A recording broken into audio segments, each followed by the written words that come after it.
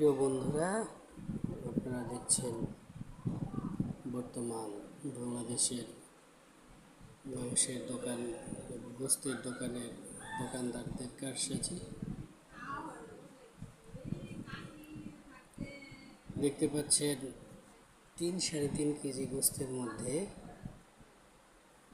1-1.5 কেজির বেশি চর্বি, বিশাল বিশাল সাইজের চর্বি দেখতে পাচ্ছেন। এক একটার ওজন 300 গ্রাম করে হবে মিনিমাম।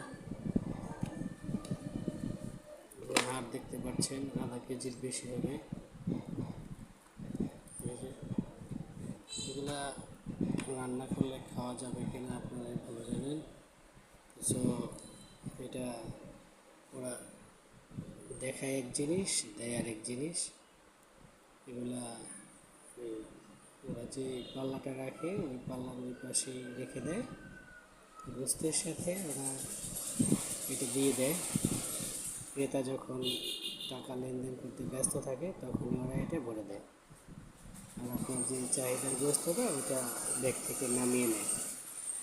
তো আপনারা যারাই দেখছেন, এখনও যারা গোস্ত কিনেননি, তারা সাবধানে বাজারে গেলে নিজের পছন্দ মতো নিজের সামনে ভালো করে পরিমাপ করাই নেবেন, যাতে বাসায় এসে আপনাকে এটা রিয়ালাইজ না হয় যে আপনি ঠকে গেছেন। বন্ধুরা, সবাই সাবধান। আল্লাহ হাফেজ।